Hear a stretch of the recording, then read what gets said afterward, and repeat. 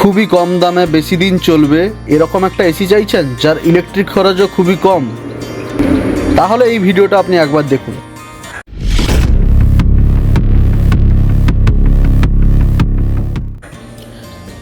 আজকে আমরা চলে এসেছি গোদরেজের 1.5 টন 5 স্টার এসি ইনস্টলেশনের জন্য।